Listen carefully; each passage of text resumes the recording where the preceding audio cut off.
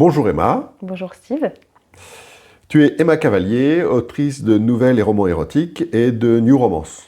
Et j'ai fait ta connaissance par le biais d'autres auteurs, dont Chloé Safi, qui a participé comme toi au recueil de nouvelles BDSM au féminin Immoral, édité par La Musardine en 2023. Tout à fait. Pour commencer, est-ce que tu peux te présenter? Eh bien, donc je suis Emma Cavalier, je suis autrice. Je vis dans le monde du livre, puisque je ne vis pas de ma plume, je ne vis pas de l'écriture, mais je suis bibliothécaire de formation, donc j'ai longtemps travaillé en bibliothèque. Aujourd'hui, j'enseigne dans ce domaine-là. Donc globalement, j'ai construit ma vie autour des livres. Et en écrire, ça fait une partie aussi importante de cette activité. Alors, est-ce que tu peux nous parler de ce qui t'a amené à devenir romancière? Je crois que vraiment ça c'est quelque chose que j'ai toujours voulu faire. C'était vraiment mon rêve de petite fille d'écrire des romans. Et j'ai d'ailleurs commencé assez jeune. Je pense que j'ai commencé comme beaucoup de petites filles par le journal intime. Je devais avoir 7 ans quand j'ai commencé à tenir mon journal intime. Je le fais toujours aujourd'hui, donc c'est quelque chose... quand je disais que l'écriture faisait partie de ma vie, elle est quotidienne et elle l'a toujours été. Mais l'écriture de fiction, oui, j'en ai rêvé quand j'étais jeune ado. Je crois que le premier texte que j'ai écrit, je devais avoir 10 ans. Et on m'avait offert pour mon anniversaire ou pour Noël, je sais plus, une machine à écrire, mais à l'ancienne, quoi, avec les touches. À 10 ans? Ouais. Ah oui, c'est remarquable. Parce que je rêvais vraiment de ça. Et j'avais commencé à écrire une histoire avec un cheval. Je me souviens plus exactement de l'histoire. Elle doit être dans mes archives quelque part. En même temps, c'est pas si étonnant parce que tu me disais qu'à 4-5 ans, tu avais déjà une réputation de fabulatrice. Oui, c'était ma grand-mère qui disait que j'avais le don d'inventer des histoires et qu'on ne savait pas toujours démêler très précisément ce qui était vrai et ce qui était complètement inventé. J'étais capable de rentrer de vacances et de mélanger sans problème des choses que j'avais effectivement faites pendant mes vacances et des choses que j'avais juste rêvé ou eu envie de faire et je les racontais sur le même plan. Donc c'était un peu perturbant pour mon entourage. Donc tu écris ton journal intime depuis tes 7 ans, grosso modo, et tu me dis que t'as pas arrêté en fait, t'as jamais vraiment arrêté? Non, parce que moi je fais partie des gens qui pensent que l'écriture c'est une pratique, donc c'est quelque chose qui s'entraîne, comme un muscle en fait, c'est comme un sport, il faut en faire tous les jours, ou comme de la musique. Si tu écris pas régulièrement, tu perds une certaine agilité dans l'écriture. C'est une astuce d'écrivain. Mais c'est vrai que je pense que j'aurais pas réussi à écrire des romans entiers, c'est quand même un travail de longue haleine, si j'avais pas cette habitude de l'écriture quotidienne. On va en parler après, c'est ta façon d'écrire, ça, on va détailler. La première fois que tu imagines une histoire, donc tu me dis tu as 10 ans, donc on t'avait offert une fameuse machine à écrire, ce qui est quand même remarquable à 10 ans. Et puis tu fais plusieurs autres tentatives quand tu es ado. Alors tu écris quoi quand tu es ado? Pendant l'adolescence, je me souviens plus exactement de ce que j'ai pu écrire. Pas tellement de fiction. Ça a recommencé autour de ma vie de jeune adulte, fin du lycée, début des études. Où je me souviens que j'avais découvert Amélie Nothomb à ce moment-là. Et j'avais été très frappée par son écriture et j'étais persuadée que pour faire de la littérature, il fallait que ça soit très contemplatif, très sombre, très noir. J'avais imaginé des histoires terribles avec des meurtres et des choses comme ça. Et c'était très réfléchi, très pensé, très construit. Voilà, ça m'a mené absolument nulle part de travailler comme ça. Et ensuite, j'ai littéralement abandonné l'écriture parce que j'arrivais jamais à finir un texte. Oui, tu me dis que tu appréciais la ferveur du début du texte, quand on commence à écrire une histoire. Ouais, c'est ça, tu sais, le moment où tu as cette idée géniale et tu vois les personnages, tu te dis « Ouais, je sais, je vais raconter ça, je vais aller dans telle direction », t'as les idées qui fusent et tu commences à écrire et au début, c'est vrai que c'est vraiment grisant. Et puis après, au bout d'un moment, la question de savoir si c'est vraiment l'histoire qui était en toi et que tu avais besoin d'écrire émerge. et enfin, c'est une heure de vérité, quoi. C'est-à-dire que soit le soufflet retombe et finalement, tu t'y intéresses plus et le bouquin ne se terminera jamais. Donc, j'en ai un nombre incalculable des inachevés dans mes tiroirs. Soit vraiment tu t'accroches parce que c'est le livre que tu avais besoin d'écrire. Et pour moi, chaque livre que j'ai réussi à terminer était un livre que j'avais vraiment besoin d'écrire. Alors après toutes ces tentatives et tous ces romans avortés que tu gardes dans tes tiroirs, un premier roman s'impose à toi. Le Manoir. Ouais. Et tu me dis que tu y as pensé pendant des années avant de te lancer. C'est pas tant que j'y avais pensé comme un roman, c'était que c'était une histoire qui m'habitait en fait. Et c'est une histoire BDSM donc, qui est une histoire d'amour entre deux personnages qui se passe dans un manoir dans la forêt de Rambouillet, pas très très loin de Paris. Et avec un homme dominant et une femme qui se rencontrent, et voilà, ils ont une relation BDSM et amoureuse en même temps qui fleurit. Et en fait, cette histoire, elle était présente en moi, c'était une histoire qui ne cessait de revenir sous des formes différentes. Alors des fois, les personnages avaient d'autres métiers, le lieu n'était pas tout à fait le même, mais bon, globalement, il y avait un château, une forêt, un homme dominant, une femme qui faisait sa découverte d'un univers SM ou BDSM. Et en fait, j'avais pas du tout l'intention de l'écrire, cette histoire, parce que le BDSM, c'est quand même, dans toutes les sexualités possibles, je pense, la plus taboue. Enfin, on peut en discuter, mais pour moi, c'est quand même une des plus tabous. Et surtout, il y a une construction de la honte extrêmement importante autour du BDSM, en particulier du côté de la soumission. C'est-à-dire que quand on a des fantasmes de soumission, et surtout quand on les a très jeunes, ce qui était mon cas, bien avant d'être majeur, on a honte, on n'en parle à personne, on pense qu'on est anormal, et donc on pense pas du tout, je vais faire un roman avec ça. On se dit juste, oulala, j'ai vraiment un problème. Et tu vois, quand je te disais tout à l'heure que mes romans d'ado, de jeune adulte, c'était des romans très sombres dans lesquels il y avait des meurtres et des choses comme ça, je pense que j'essaie de faire une espèce de catharsis de ce que moi je vivais comme des fantasmes qui étaient en réalité du ressort de la sexualité, mais qui étaient quand même assez violents. En essayant de les exprimer d'une forme qui serait plus acceptable pour la société. Parce que clairement, la société trouve plus acceptable d'écrire des polars, donc des gens qui s'entretuent avec du sang qui gicle partout, que d'écrire du BDSM où il y a des gens qui se fouettent avec leur consentement. Ça pose vraiment problème. Alors que tuer quelqu'un sans son consentement, ça va. Donc du coup, j'essaie... Non, mais se fouetter, c'est grave. Hein. Oh non, c'est très grave. C'est très anormal, surtout. Et du coup, j'essayais d'être de ce côté d'une violence acceptable, en me disant, ça, on peut faire des romans avec. Mais par contre, mon histoire qui est en moi, là, qui est entre le fantasme, la violence, et je sais pas trop pourquoi c'est là, ça, c'est pas un roman, non, surtout pas. Et en fait, j'ai commencé à écrire ce roman beaucoup plus tard, j'avais presque 30 ans. Quand j'ai commencé à l'écrire, c'était pas du tout dans l'idée de le publier ou quoi que ce soit, c'est juste que j'étais arrivée à un moment de ma vie de lectrice de romans érotiques où j'étais extrêmement frustrée par ce qu'on me proposait en termes de littérature érotique. Ça correspondait pas à ce que j'avais envie de lire. C'est-à-dire que soit... Qu'est-ce qui te frustrait ? Qu'est-ce que tu ne trouvais pas, en fait, que tu aurais aimé trouver ? Alors, la littérature érotique française classique, c'est une littérature de la violence extrême. C'est-à-dire qu'il y a Sade, il y a les 11 000 verges, il y a Georges Bataille. Tous ces auteurs sont extraordinaires. Ils sont très célébrés dans le panthéon de la littérature française. Je disais tout à l'heure que le BDSM était tabou, mais j'ai bien précisé avec consentement.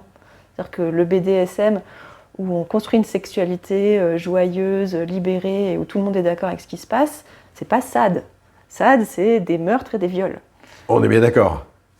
Donc ça, c'est ok de faire de la littérature avec ça, visiblement. Georges Bataille, c'est pareil, et les 11 000 verges, je relisais les 11 000 verges. Je relisais Anaïs Nin, enfin, tout ce qu'il y a pu y avoir comme littérature érotique, c'est extrêmement violent. Histoire d'eau. Histoire d'eau est un peu à la Un frontière. peu à part, parce elle est consentante, mais Voilà, en même on temps, elle ne sait commence pas à à- quoi... c'est pas vraiment ce qui va se passer, quoi. Histoire d'eau, pour moi, c'est un tournant dans la littérature BDSM. C'est-à-dire que c'est le premier, d'ailleurs, c'est le premier qui est écrit par une femme. Et c'est le premier où on commence à se poser la question de oulala, la violence, on l'accepte pas, c'est un viol, c'est pas un viol, c'est du sexe, c'est pas du sexe. Mais tout ce qui se passe avant, en termes de littérature, c'est juste de la violence. Donc moi, je me reconnaissais pas là-dedans. Ensuite, évidemment, j'ai lu Histoire d'eau et un autre livre qui a été important, qui était Le lien de Vanessa Duriez, où là aussi on a une jeune femme qui consent à ce qui lui arrive. Après, j'ai relu Le lien, je suis là, oula, c'est quand même pas 100% ok tout ça. Pareil, relisez Le lien. Mais bon, on avance vers le BDSM sur sein consensuel comme on le pratique plus aujourd'hui. Mais le BDSM vraiment tel que les gens le vivent dans la communauté BDSM, ce que je pouvais lire sur internet en fait, quand je lisais par exemple des témoignages, des blogs de gens qui pratiquaient le BDSM, des gens de la communauté, c'est un BDSM qui est joyeux, dans lequel il y a de l'amour, dans lequel on s'éclate à faire ce qu'on fait, on s'amuse, on se déguise, c'est fun quoi. Dans lequel il ça, n'y a pas de viol, parce que parfois il n'y a pas de sexe en fait. voilà, il n'y a pas toujours de la génitalité. Et surtout, il y a des partenaires qui sont tous consentants, et plus que consentants en fait. C'est pas juste ok, j'accepte que tu me fasses des trucs, c'est j'ai envie quoi. J'ai envie de cette sexualité, j'ai envie de découvrir des choses, j'ai envie de pousser mon corps dans les extrêmes. Et moi, je compare beaucoup le BDSM et le sport, parce que quand on dit mais quand même, c'est pas normal d'aimer avoir mal. Vous avez déjà couru un marathon de 42 km? Parce que ça fait très mal. Et personne ne trouve ça anormal. Bon, c'est pas du sexe. Tu n'imagines pas à quel point tu me fais plaisir à entendre ça, parce que c'est souvent le parallèle que j'ai fait et que j'ai jamais entendu ailleurs, jusqu'à maintenant en fait. Donc, ça me fait très plaisir d'entendre ça. Alors dans mon deuxième roman, enfin c'est pas le deuxième, mais dans le deuxième tome du Manoir, qui est une trilogie, donc dans Légende du Manoir, je pense que personne ne l'a remarqué, sauf peut-être Chloé Safi qui est très forte, mais chaque chapitre commence par un titre de chapitre qui fait référence au sport. Donc il y en a un qui s'appelle l'endurance, il y en a un qui s'appelle l'entraînement, etc. Donc ça fait référence à la pratique sportive. Et c'est vraiment ça, c'est comment est-ce que je réussis à aller au bout de ce que mon corps est capable de faire dans un truc qui m'éclate en fait. Et ce BDSM-là n'existait pas dans la littérature, en tout cas au moment où j'ai commencé à écrire Le Manoir. On n'avait que du BDSM sombre, violent et voilà. Et j'avais envie de trouver ça, et j'avais envie de trouver une sexualité qui est à la fois du BDSM, parce que c'était clairement quelque chose qui me faisait fantasmer depuis longtemps, et que j'avais découvert entre-temps qu'on pouvait quand même écrire des romans dans cette sphère, donc ça se faisait. Mais qui soit aussi ce BDSM consensuel, drôle parfois, où il se passe des trucs sympas, quoi. Et donc tu l'as écrit ce bouquin-là, ce premier tome, et comment ça se passe? Raconte-nous comment ça se passe pour que tu arrives à le faire publier, parce que c'est un premier roman en plus. Oui, et puis comme je te disais, moi je ne l'ai pas écrit au départ pour le faire publier, j'ai écrit parce que je voulais lire l'histoire que j'avais envie de lire et personne ne la racontait. Donc je me suis dit, bon, bah, puisque c'est comme ça, je vais la raconter moi-même. T'es pas la première à faire comme ça d'ailleurs, hein, parce que Françoise Ray écrit La femme de papier, c'était pas pour le publier non plus. Ouais, c'est ça. Et en fait, j'ai fait lire ce roman à mon compagnon, qui l'a trouvé extraordinaire et qui m'a dit que je ne pouvais pas le garder pour moi, qu'il fallait que je le partage, qu'il fallait que j'essaie de le publier. Et je lui ai dit, mais tu ne te rends pas compte de la course d'obstacles que c'est de réussir à se faire publier aujourd'hui un premier roman, personne ne me connaît. Bon, et du coup j'ai fait deux choses. La première chose, c'est que je l'ai mis sur un site internet qui s'appelait Il Libro Veritas, qui n'existe plus aujourd'hui, mais qui était un des premiers sites d'auto-édition sur internet. Par ailleurs, j'ai décidé de l'envoyer à 3 éditeurs. Je ne voulais pas me lancer dans un démarchage sans fin où je recevrais lettre de refus sur lettre de refus, c'était pas l'idée. Et je savais que c'était tellement spécifique que c'était pas la peine non plus d'envoyer ce texte à toutes les maisons d'édition pour juste qu'elles réalisent qu'elles ne publiaient pas ça. Donc j'ai ciblé en fait les éditeurs qui publiaient des textes érotiques et je l'ai envoyé à 3 éditeurs. Un de ses éditeurs, c'était Frank Spengler, qui dirigeait les éditions Blanches. Et j'ai donc envoyé mon manuscrit, et les 2 autres éditeurs m'ont répondu que ça ne rentrait pas dans leur ligne éditoriale. Et j'ai jamais eu de nouvelles des éditions Blanches, et bon, je ne m'attendais pas à en avoir en fait, donc j'ai continué à vivre ma vie. Avec mon texte qui était en ligne, qui avait quelques vues en ligne, donc des fois des gens qui m'écrivaient, c'était assez sympa d'avoir des lecteurs en fait. Et un jour, je reçois un coup de téléphone, c'était une fin d'après-midi, je sortais du boulot, un numéro que je connaissais pas s'affiche sur mon portable, je décroche, et au téléphone, c'était Frank Spengler qui me disait qu'il avait lu mon manuscrit et qu'il voulait m'éditer. Donc j'ai failli tomber dans les pommes dans la rue, tellement j'étais étonnée, puis c'était 1 an après que je lui ai envoyé quand même. Et voilà, c'est comme ça qu'a commencé l'aventure éditoriale pour moi. Et là, on est en quelle année quand il publie le premier tome? Donc le premier tome du Manoir, il est sorti en 2011. Ce qui est assez drôle, c'est qu'il est donc sorti l'année avant 50 nuances degrés. Et je le mentionne parce que 50 nuances degrés, ça a été un peu le roman déjà qui a popularisé le BDSM, puis c'était une romance et c'était BDSM à la fois. Après, on peut beaucoup discuter sur la façon dont le BDSM est traité dans 50 nuances degrés, mais en tout cas, le Manoir est paru avant, donc il n'a pas bénéficié de cette espèce d'appel d'air qu'il y a eu autour de 50 nuances degrés, et il est passé globalement assez inaperçu. Si ce n'est que les éditions Blanches, elles ont quand même une notoriété dans la littérature érotique, donc elles avaient à cette époque-là, Frank Spengler avait sa base de lecteurs, et donc le roman était bien diffusé, je pense, dans la communauté des gens qui s'intéressent à ce type de littérature à cette époque-là. Mais il n'a pas eu un succès public incroyable, comme a pu avoir 50 nuances degrés et comme ont pu avoir d'autres textes qui sont arrivés en profitant de cet engouement subi et très étonnant. Tu sais combien il en est vendu à ce moment-là du premier tome? Je dirais peut-être entre 500 et 800. D'accord. Ce qui est dans la moyenne de ce qui se vend, mais évidemment... Voilà. Pour un roman, surtout un premier roman, c'est tout à fait honnête. C'est même pas si mal. Oui, surtout que le public est restreint, là, c'est l'érotisme. Et puis c'est aussi limité par le tirage qui est fait, c'est-à-dire que quand on tire 1000 exemplaires, on n'en vend pas 1500 et les éditeurs ne retirent pas. Donc en fait, il s'est vendu dans les 7-8 mois suivant sa parution. Il a été rapidement épuisé.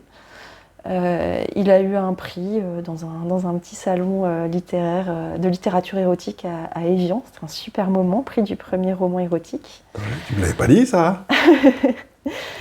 C'était vraiment ça, c'est vraiment un très très bon souvenir. Et voilà, et en fait, ça a été assez court, mais c'est très court la vie d'un roman sur la scène de l'édition. Et donc derrière, tu vas écrire 2 autres tomes. Oui. En fait, en parallèle, il s'est passé 2 choses dans la suite du Manoir. La première, c'est que le Manoir n'était pas du tout conçu pour être une trilogie, pour avoir une suite. J'ai toujours dit non, le Manoir, c'est un tome, point. Je suis encore en train aujourd'hui d'écrire des scènes qui se passent au Manoir. Donc c'est pour te dire à quel point c'était... Bon, on choisit pas, en fait. Ça t'a marqué, en tout cas. C'est-à-dire que c'est des personnages qui étaient en moi depuis que j'étais jeune ado, voire enfant, et qui sont encore en moi aujourd'hui, et je ne peux rien faire contre ça. Ils sont là, voilà. Donc je fais avec. Donc il y a eu effectivement 2 autres tomes du Manoir. En parallèle de ça, donc au sein des éditions Hugo et compagnie, dont les éditions Blanches font partie, il y a eu donc cette vague 50 nuances degrés qui est arrivée et qui a donné l'idée à Frank Spengler et à Hugues de Saint-Vincent, qui dirigeaient les éditions à cette époque-là, de proposer des textes érotiques un peu plus grand public que ce que faisait Frank Spengler auparavant dans les éditions Blanches. Donc on s'éloignait en fait de la littérature érotique classique à la française que je t'ai décrit avant, qui est extrêmement violente, qui est pas une qui est une littérature de la subversion en fait, pour aller vers une littérature érotique à laquelle les lecteurs et les lectrices peuvent s'identifier. Donc plus une littérature du fantasme. Si on est dans une logique d'identification, On s'éloigne un peu de la littérature classique pour aller vers une littérature qui forcément doit s'adapter à ce dans quoi les gens sont prêts à se représenter. C'est-à-dire que si tu mets en scène un viol qui termine par un meurtre, par exemple, tu vas avoir plus de mal à convaincre des jeunes femmes. Encore que, vu le succès de la dark romance, on pourrait se demander... Bref. Ouais. Tu vas avoir plus de mal à convaincre des jeunes femmes de se projeter dans ce personnage que si à la fin, elle s'épanouit, elle est heureuse et ça devient une belle histoire d'amour. Donc il y a cette espèce de transition et le souhait d'essayer d'expérimenter une littérature érotique d'un genre un peu différent, dans laquelle il y aurait de l'érotisme, du sexe, mais qui permettrait aux lecteurs et aux lectrices de davantage s'identifier. Et donc j'ai écrit une autre trilogie qui s'appelle La rééducation sentimentale, qui se passe dans notre monde contemporain, qui est beaucoup plus ancrée dans la vie courante, on va dire, dans laquelle il y a de l'érotisme, mais qui met en jeu des personnages auxquels on peut s'identifier. Donc il peut y avoir des pratiques SM, il y a notamment pas mal de shibari, de cordes, dans cette trilogie, et des scènes aussi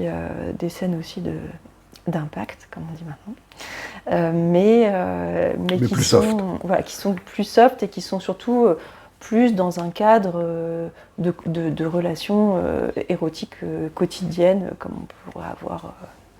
Il y a moins de relations domination-soumission, en fait, c'est ça que tu veux dire ? Ouais, c'est ça. En fait, quand le manoir a été du coup vendu en club, et vu qu'il y a eu 3 tomes, il a vraiment connu une deuxième vie, et ça a permis de le faire beaucoup plus connaître. Donc François Lazire, quand ils ont sorti le 3e tome dans la version club, ils ont titré le roman aux 14 000 ventes. Donc ce qui veut dire que finalement, voilà, c'est un roman qui a aussi eu une vie et beaucoup de lecteurs et de lectrices bien au-delà en fait, de la sphère de la littérature érotique ou du BDSM, qui a quand même touché un public assez large. Et j'ai envie de dire, c'est pas étonnant, parce que quand on met... Enfin, mon expérience, ma vision de ça, c'est à partir du moment où on met de soi dans un roman, forcément, on lui insuffle une qualité qu'il n'aura pas si on fait pas ça, en fait. Si on met pas vraiment... si c'est moins personnel, quelque part, je trouve que c'est... ça a moins de qualité. Enfin, c'est susceptible d'avoir moins de qualité. Donc c'est pas étonnant qu'il ait bien marché. Moi, j'ai une métaphore de ça, ouais. Qui est celle de la bonne fée dans le conte de La Belle au bois dormant, qui se penche, tu sais, avec sa baguette magique.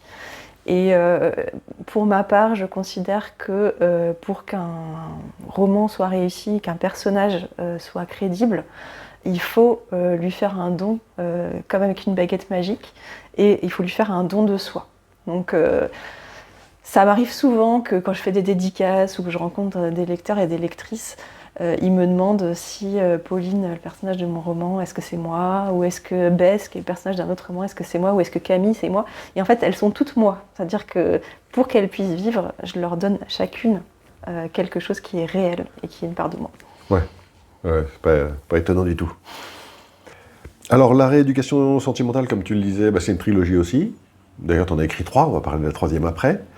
Et c'est une commande, en fait. Voilà, donc en fait, on a discuté avec Franck et avec Hugues de Saint-Vincent sur comment est-ce qu'on calibre commercialement un objet, un livre de fiction pour qu'il touche un public qu'on a décidé ensemble. Donc, quelles sont les caractéristiques, quel doit être l'âge des personnages, on a discuté de tous ces éléments-là, et moi je pensais pas du tout que j'étais capable d'écrire sur commande, et en fait je me suis rendu compte que non seulement j'en étais capable, mais que ça m'amusait beaucoup. En fait, j'aime beaucoup l'écriture à contrainte, c'est-à-dire que j'aime bien qu'il y ait un cadre et qu'il y ait un cahier des charges à remplir. La seule chose, c'est qu'avec le manoir, je m'étais donné moi-même le cahier des charges qui était la littérature érotique française classique. Et sur la rééducation sentimentale, le cahier des charges était partagé avec l'éditeur, mais finalement c'était un peu le même mécanisme. Et après, il y a eu l'arrivée de la new romance, qui était encore un autre type de cahier des charges. Et c'est là que tu écris Les 3 talents. Voilà, donc toujours avec le même éditeur d'ailleurs, Hugo Blanche. Donc toujours le même éditeur. Donc la New Romance, c'est une création de Hugo et compagnie, qui ont eu un flair énorme en achetant un roman qui a eu beaucoup de succès après 50 nuances degrés, un roman américain qui s'appelait After, et qui là ciblait clairement une tranche jeune adulte qui recherche des romans pour cette tranche d'âge-là, mais avec de la sexualité dedans. Et ils ont créé une marque, qui est la marque New Romance. Et commencer à la fois acquérir ce type de livres venant du marché américain, mais aussi à encourager une génération d'autrices françaises à écrire dans ce genre. Et comme moi j'étais déjà chez Hugo, et je voyais ces jeunes autrices qui arrivaient avec des New Romances, je me suis dit, est-ce que moi je peux encore une fois bouger d'un cran par rapport à ce que j'ai fait auparavant. Je suis passée de l'érotisme très classique, très BDSM, à un érotisme plus contemporain auquel on peut plus s'identifier. Est-ce que je peux rentrer dans le cahier des charges de la New Romance ? Et donc j'ai écrit cette trilogie Les Trois Talents, qui pour le coup n'était pas une commande, qui était vraiment un souhait de ma part, mais en essayant de m'inscrire dans ce nouveau cahier des charges qui avait émergé. Et j'ai pas réussi à trouver le public classique de la New Romance parce que je pense que j'étais restée attachée quand même à une sexualité dans laquelle il y a pas mal de BDSM. Donc Les Trois Talents, c'est vraiment une trilogie dans laquelle il y a du BDSM plus que dans la rééducation sentimentale. Ça parle de quoi d'ailleurs ? C'est quoi l'histoire des Trois Talents ? Alors le début, en fait, c'est l'histoire d'une jeune femme qui est stagiaire dans un quotidien régional à Nice et qui essaie de candidater pour avoir une bourse pour partir un an aux États-Unis. Et elle se retrouve en compétition avec un jeune homme. Et il y avait, alors par rapport au code de la New Romance classique, il y avait quelques trucs auxquels je tenais absolument. Les deux personnages démarrent sur un pied d'égalité. Donc il n'y en a pas un qui est milliardaire et l'autre son assistante. Il n'y en a pas un qui a 50 ans. Je sens que tu penses à un bouquin en particulier. Il n'y a pas ça. Ils sont sur un pied d'égalité. Ils sont dans l'émulation, c'est-à-dire qu'ils candidatent pour avoir la même bourse. Donc dans les modèles de romance, c'est ce qu'on appelle un enemies to lovers, c'est-à-dire qu'au début ils sont ennemis puis après ils s'aiment. Mais ils démarrent sur un pied d'égalité et néanmoins il y a une relation BDSM qui se noue entre eux. Qui est vraiment du BDSM de sexualité. C'est-à-dire que c'est pas parce qu'il y en a un qui domine l'autre socialement ou intellectuellement ou que c'est un homme et une femme, c'est juste qu'ils aiment ça et ils y vont parce qu'ils trouvent ça chouette. Donc on renoue avec ce que j'aime bien faire dans le manoir. Et donc leur histoire est très compliquée. Il y en a un des deux qui va avoir la bourse, je ne dis pas lequel, et donc ils vont être séparés pendant un moment. Et la jeune femme, Elisabeth, apprend qu'en fait, que celui qu'elle pensait être son père n'est pas son père biologique, et part à la recherche de son père biologique. Et toutes ces histoires s'entremêlent sur les 3 tomes. Il y a toute une histoire. Donc après cette 3e trilogie, Les Trois Talents, tu as écrit pour les ados, les jeunes adultes. Avec une particularité, on t'a demandé de changer de pseudonyme. Tout à fait. En fait, au départ, c'était moi qui ai voulu changer parce que ce qui s'est passé, c'est que j'ai eu envie d'écrire un roman que ma fille pourrait lire. Elle était ado à ce moment-là. Et c'était une lectrice justement d'After et de... Comment ça, elle était ado à ce moment-là ? On voit bien que tu as 25 ans. No comment.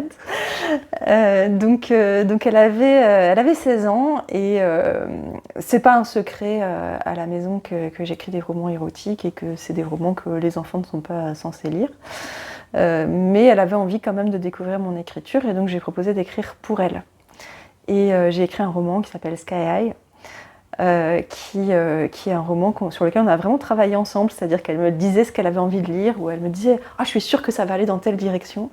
Et du coup, moi j'ai essayé de suivre un petit peu les personnages qu'elle voyait, l'histoire qu'elle avait envie de lire, et en même temps de la surprendre. C'était très très rigolo à faire. C'est mignon ça. Ouais, c'était vraiment une super aventure d'écriture en mère-fille, très très chouette. Et donc elle lisait les chapitres au fur et à mesure. Et quand il a été fini, je l'ai quand même proposé à Hugo. Et en fait, Hugo avait une collection pour ados, qui s'appelait New Way. Et donc, on s'est mis d'accord, on a décidé de publier Sky High dans cette collection. Et simplement, comme je voulais pas que les jeunes parce que New Way, c'est une collection pour les 12-25, et je voulais pas que si des jeunes de 12-13 ans tombent sur ce livre, ils se disent « j'ai adoré, j'aimerais lire ce qu'elle a écrit d'autre » et arrivent dans le manoir directement. Ça me semblait un peu brutal. Du coup, j'ai pensé que c'était mieux de changer de pseudo, et donc j'ai pris un pseudo qui est Emma Lowell, qui est un pseudo à consonance américaine, aussi parce qu'à ce moment, dans la collection New Way, il faisait que des textes anglo-saxons, et ça faisait bizarre d'avoir un texte d'une française au milieu des autres. Donc on a pris, et en plus comme il se passe à Londres, ça passait très bien. On ne voyait pas trop la différence entre les traductions et ce texte qui était d'origine française.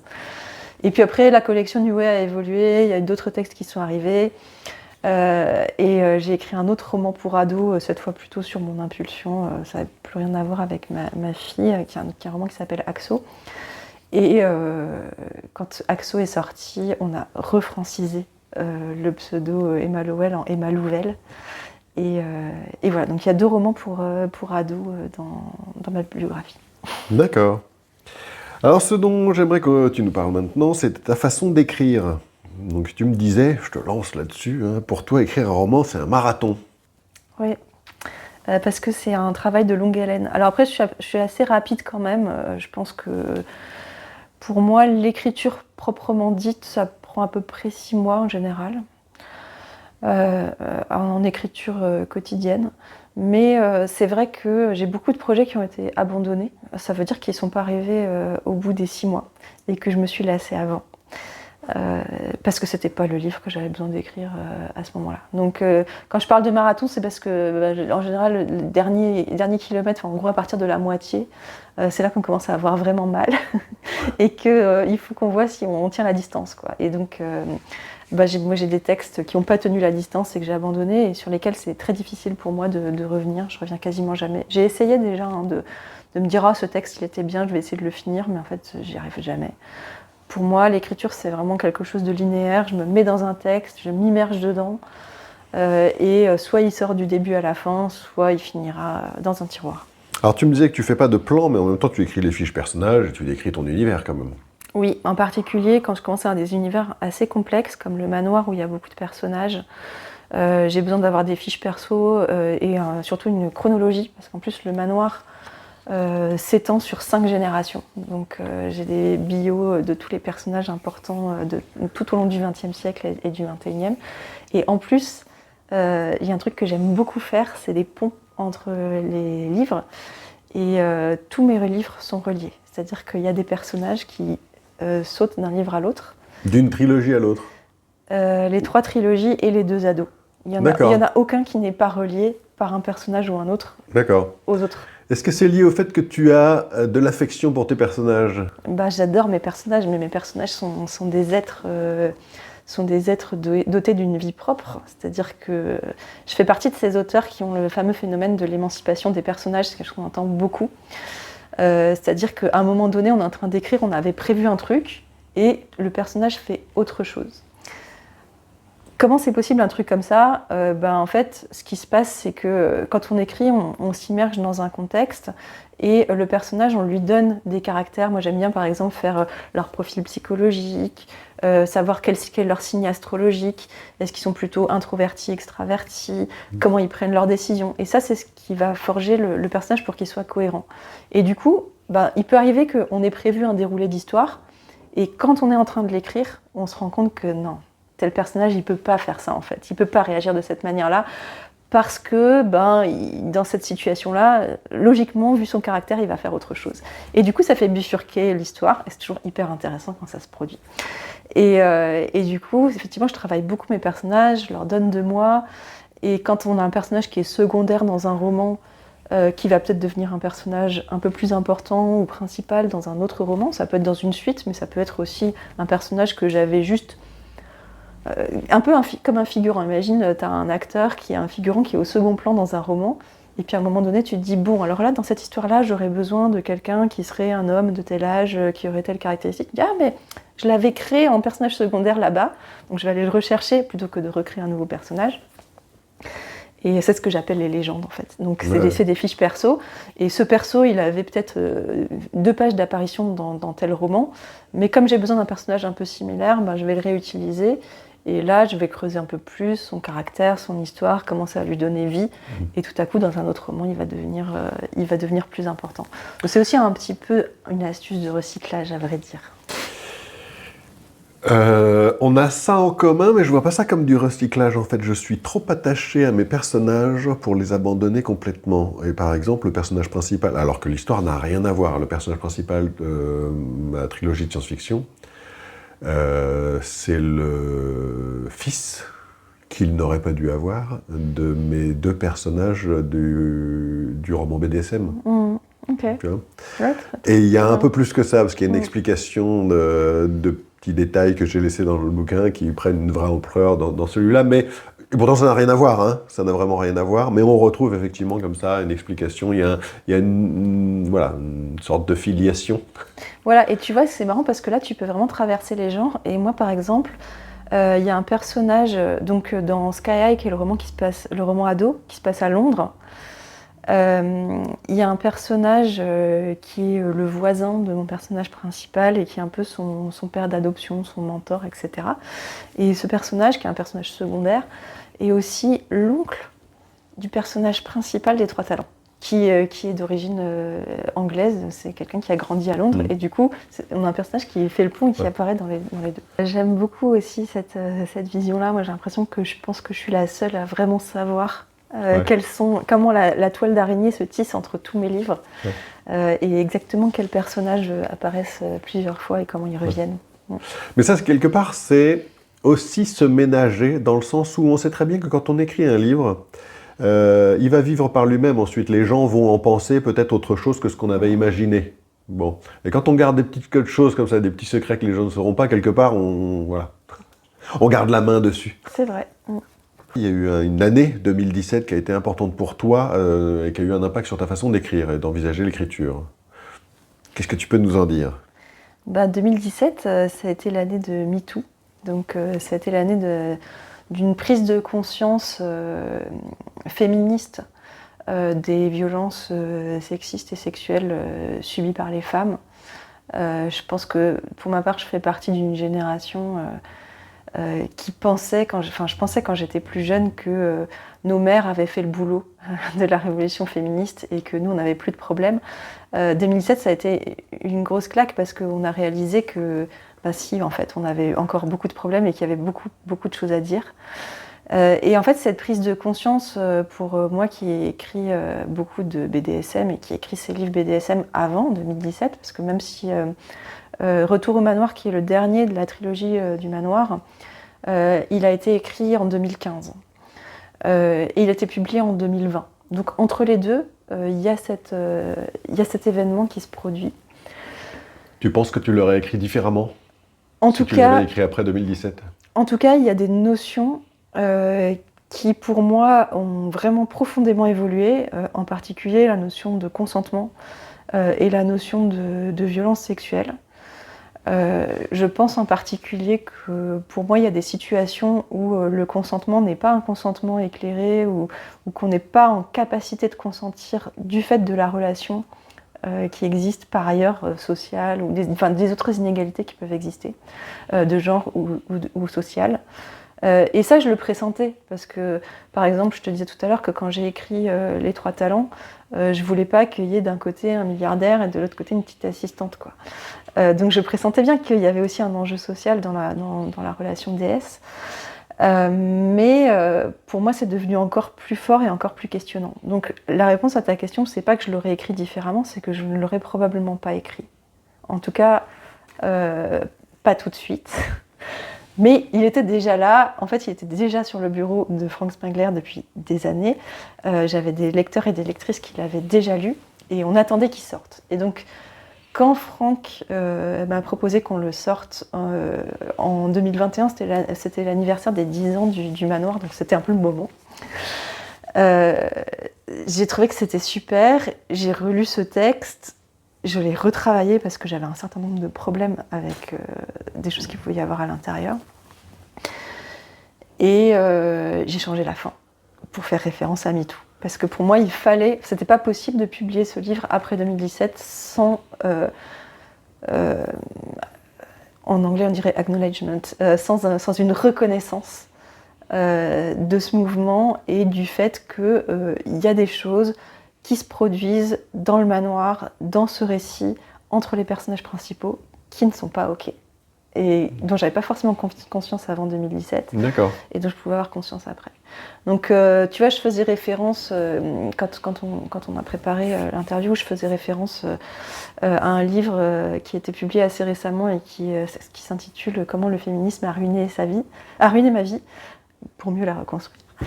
Mais pour moi, il y a vraiment eu un peu un sentiment du fait que cette prise de conscience féministe m'a conduite à repousser des choses qui étaient très ancrées en moi, qui étaient des fantasmes, qui étaient des envies de sexualité un peu particulières, et que je les ai regardées avec un autre regard et je les ai profondément rejetées. Ouais. Ce qui a créé une dissonance qui, en tant qu'écrivain, est assez difficile à gérer, puisqu'en fait, on écrit beaucoup avec notre inconscient, on écrit beaucoup avec des choses qui sont très enfouies en nous. D'accord. Et on ne choisit pas forcément toujours ce qu'on écrit, il faut qu'on écrive ce qu'on a dans les tripes, sinon c'est artificiel. Oui, bien sûr, bien sûr. Mais on peut aussi assumer qu'on ait des fantasmes qui n'ont pas vocation à être réalisés. Bien sûr. Et dans ce cas-là, la fiction, tout est permis, j'ai envie de dire. Ouais. Mais toi, ça n'allait pas avec ta... Finalement, ou en tout cas, ça a introduit une remise en question, en tout cas. Ça a introduit une remise en question, mais même, je dirais, une dissonance. C'est-à-dire que j'étais plus en capacité d'écrire ce type de choses-là pendant un temps. Ouais. Et puis, c'est revenu avec le recueil immoral de la Musardine, et je me suis dit, si je devais écrire du BDSM aujourd'hui, comment je le ferais, comment je l'aborderais, comment est-ce que je résous justement ces dissonances que je peux avoir. Et j'ai fait cet exercice et ça a été très salutaire, même pour provoquer aussi une réconciliation un peu intérieure et justement renouer avec cette idée que c'est pas parce qu'on écrit quelque chose que c'est vrai, c'est pas parce qu'on a un fantasme qu'on va le faire, c'est pas parce que on est dans l'univers de la fiction et effectivement tout est permis et il faut que tout reste permis. Voilà. Oui. Peut-être le plus important, c'est ça, c'est la liberté de pouvoir s'autoriser à tout écrire. Bon, ça fera un bon mot de la fin. Je veux te remercier d'avoir accepté mon invitation. Merci à toi. Et puis, je vais te souhaiter une bonne continuation. Tu as un livre en cours ? Pour ce moment, je suis retournée encore une fois au manoir. Je dirais pas que c'est un livre en cours. Moi, j'appelle ça des gammes, c'est-à-dire qu'il faut garder la pratique de l'écriture. Et en ce moment, c'est là que ça se passe. C'est ça peut varier. Ouais, c'est cet univers qui te motive en ce moment. D'accord. Je te remercie encore une fois. Merci à toi.